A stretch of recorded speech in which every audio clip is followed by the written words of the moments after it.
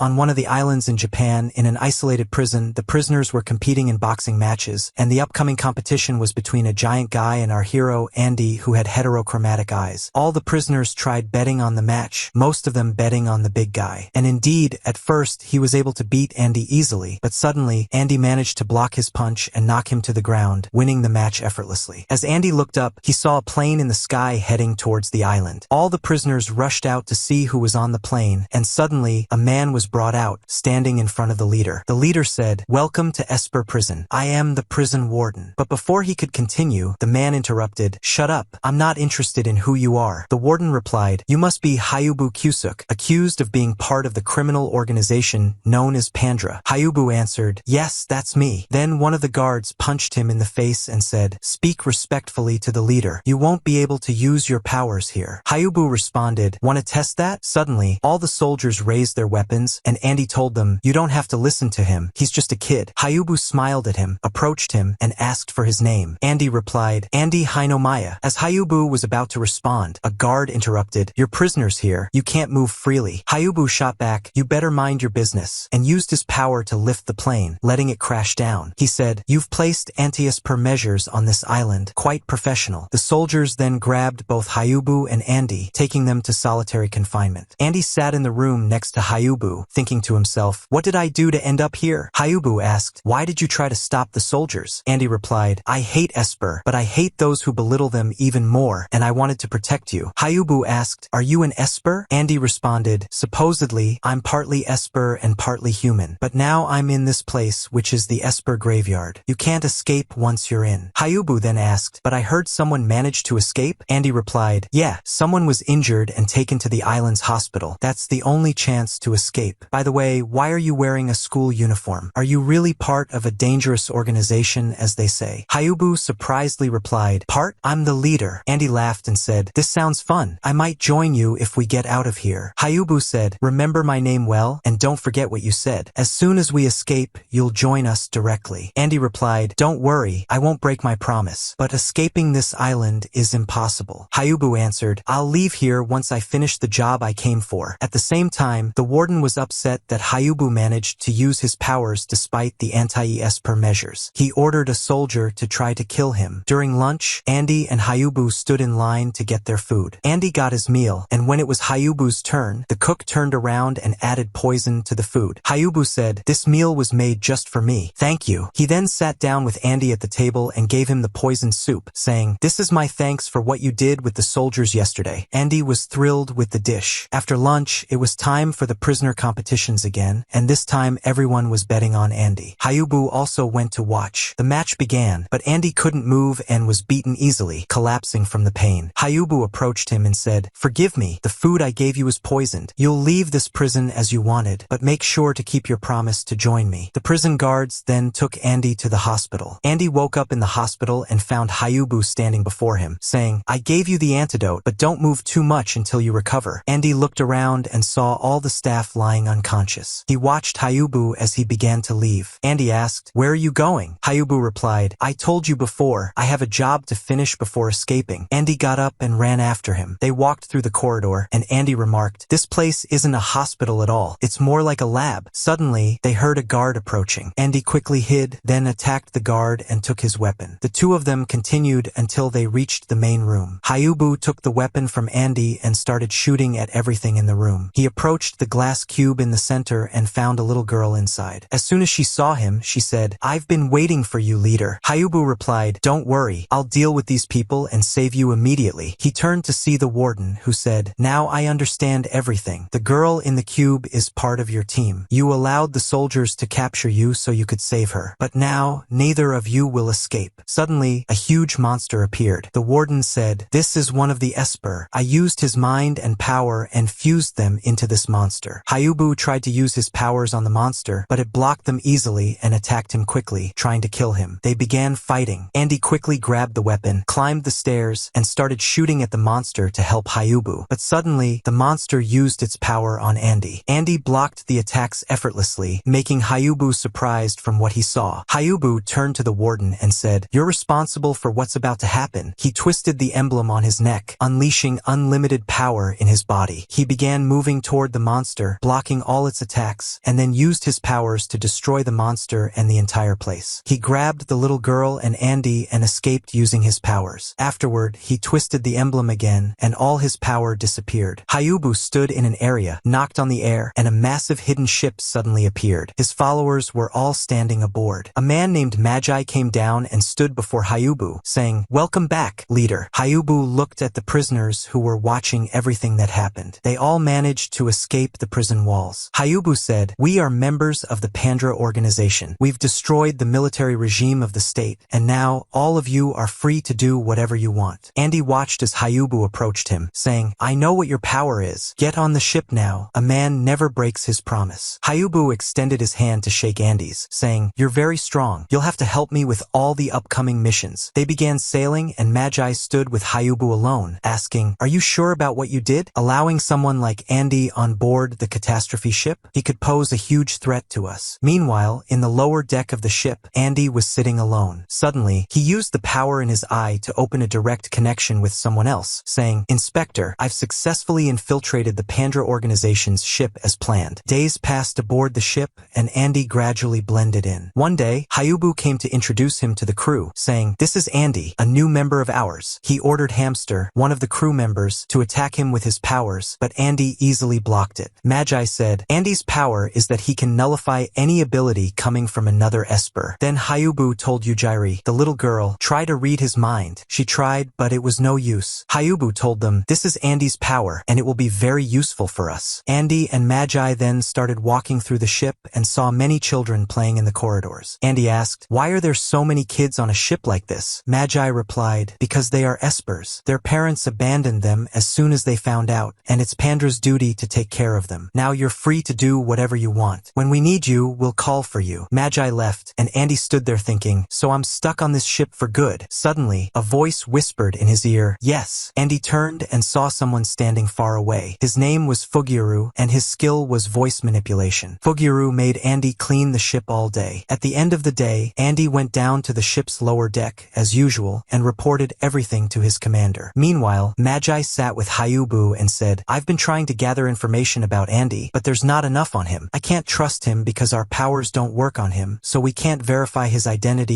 using Ujiri's ability." Haubu replied, "It's fine. We'll take him with us on the next mission. It'll be a real test for him." The next day, they all took a small boat and headed into the city, bringing Andy along. They arrived at a place with a lot of goods, and Andy began inspecting them, saying, "Everything here is labeled with Pandra's logo. Isn't that risky for you?" Momiji, a member of the crew, replied, "We are well loved by the people." Andy turned and saw Magi holding crates of weapons, as well as a famous painting stolen from a nearby museum. Haubu asked Andy, "What do you think of the stuff we have? We're going to trade all of it today." They boarded the ship again and continued moving through the city with the goods. Suddenly, Magi used his powers to fly into the air and killed an official who was reporting them to the police. By the end of the day, the whole team gathered at a cafe in the city and noticed that Magi was very late. They decided to go look for him, with Andy joining them. Andy witnessed the team killing everyone in their path and looked around, noticing that the ordinary people didn't see anything. He thought to himself, "It must be because of Fugiru's sound manipulation." Andy stood there, shocked by everything happening around him. At the same time, Haubu and Ujiri were walking together in the city, as Haubu received information about the person he would be delivering the goods to that day. Later, Haubu went to meet the person in charge, who greeted him, saying, "Welcome. It's been a long time since we last met." Meanwhile, Andy stood on the roof of a building, holding a sniper rifle, aiming at the other man, waiting for Haubu's signal to shoot. Andy thought to himself, "I need to shoot now because I'm sure Haubu and the team are suspicious of me. I have to fire to earn their trust." Andy looked around and saw Fugiru and Momiji standing nearby, with everything set for the plan. They were all waiting for Haubu's signal to start. The man in front of Haubu was an old friend and an Esper. He said, "It's been a long time since we last met, over half a century, yet you haven't aged a day. The first time I met you was in 1942. Haubu responded, "Yes, back then, I was an officer, and you were my superior." Andy started recalling his research and realized that Haubu had been using his powers to manipulate genes and maintain his youthful appearance. He had once been a member of the Japanese army during the war with America. Andy became even more nervous and almost dropped his sniper. Suddenly, Haubu gave the signal, and Fugiru said to Andy, "Shoot now." Andy tried to steady himself, but his hands were shaking. All of a sudden, the people in the room shot at Haubu, but they all fell to the ground. Andy was stunned by what he saw and turned to find Haubu and Magi standing there. Haubu said, "You really couldn't shoot, could you?" He approached Andy and handed him a necklace like the one he was wearing, with the symbol of the organization. Using his power, Haubu transported them to the meeting hall, and Magi used his ability to decapitate the other man, revealing that he was filled with wires. Haubu walked toward the window, saying, "The real body is in that building over there. But do you know why I stayed at the same rank as you during our time in the army? Because I died before. The bullet in my head earned me a special promotion, and this uniform is for our fallen comrades. I know you can hear me now. We were old friends, but I must kill you now." Suddenly, the other man used his powers to strike the building they were in, but Haubu effortlessly blocked the energy. He twisted his necklace, unleashing his immense power, and directed it toward the building, killing the man and destroying the place. Haubu then turned the necklace again, returning to his normal form, and walked out of the scene. The next day, news of the explosion spread across all media, with reports attributing it to Esper powers. Queen Sophie of Britain appeared on television and announced that she would cover all the damages caused by the Espers. She also invited all nations to attend a summit in her country to discuss how Espers could coexist with ordinary humans. Meanwhile, Andy and the others returned to the ship, where they all started celebrating. Andy stood there, puzzled, thinking, how can these people, who were killing others just yesterday, now be celebrating and happy? He looked ahead and saw Haubu standing there, saying, "I'm very pleased you've joined us. In Pandra, we are more than just a criminal organization. We're a family." And the days passed, and the time for Princess Sophie's party came. 2 representatives from Japan went to attend the event. As soon as they entered, Sakaki thought to himself, "This place is attended by all the countries and Esper organizations, but in reality, everyone here is investigating each other, trying to gather more information. The world is very harsh because they believe the Espers will be a winning diplomatic solution." The other person, named Minamoto, responded, "And that's why Princess Sophie is trying to prevent that." Suddenly, as they were standing, they saw Haubu with members of his organization. They immediately approached him, and Haubu greeted them, saying, "Welcome, aren't you members of the Babel organization in Japan?" Minamoto replied, "What brings you here?" Haubu responded, "We invited ourselves because we want to gather information about everyone here, as they could be our future enemies. We've finished our work here and can leave easily." Haubu gave a signal, causing the electricity to be cut off, and they all suddenly escaped. When the power returned, there was a message on the wall that said, "The Pandra organization was here." At the same time, Sakaki and Minamoto went to the room of Princess Sophie's deputy and showed him their identification cards. Minamoto said, "I am from the Babel organization. We saw Pandra at the party, and they even left their mark there. We want to know if anything happened because of their presence." The deputy replied, "And why would we tell you our country's secrets?" Minamoto responded, "We've faced Pandra many times, and besides, Haubu was once a member of our military institution. We can help you." Suddenly, while they were talking, one of the guards entered the room and showed the deputy a video that had spread in the media about the message Pandra left at the castle, which said, "We have kidnapped Princess Sophie, and we guarantee her safety. We will contact you later to inform you of our demands." Minamoto said, "Now I understand everything that happened." Sakaki reassured him, saying, "Don't worry, we will be able to save the princess." He took out a USB drive, saying, "I got this from Haubu when I met him in the hall." They went to check its contents, and at the same time, Haubu was watching them, thinking, "This is exactly what I wanted. The plan is going well." Haubu then went to meet the other members, and the princess was with them. As soon as she woke up, Magi said to her, "We are the Pandra organization, and you are now in our room, but don't worry, we won't harm you." The princess asked, "So why did you kidnap me?" Haubu replied, "You don't need to know that, but what's important is that the person who requested your kidnapping is this little girl, Yujiri." The princess said, "I feel like you aren't as evil as people say. What do you think about working with me in my country? I can't support all your actions, but I can offer you protection, and my country will always welcome any Esper." Haubu recalled an old memory, turned his face away, and left the room, and everyone followed, leaving the princess alone. At the same time, Sakaki told Minamoto there was a game and other files on the USB. The files indicated that an organization was planning to assassinate the princess, so it seems Haubu kidnapped her to protect her. "But if we finish the game here, we might find more things that could help us." And indeed, they started trying to complete the game. Meanwhile, Princess Sophie was sitting alone in the room when Yujiri entered, offering her tea. Before leaving, the princess said, "I feel lonely here. How about you sit and talk with me for a while?" Yujiri Yujiri was very happy when she heard that and sat next to her, and the two of them started talking. In another room, Andy was sitting on the ground training while Haubu was reading a book. Andy asked, "Did Yujiri really request to kidnap the princess?" Haubu replied, "Yes, she was able to predict an assassination attempt on the princess and wanted to save her." Andy then asked, "So why did you listen to her?" Haubu responded, "This was Yujiri's first request of me, so of course, I would fulfill it for her. After all, we are a family in this organization." Suddenly,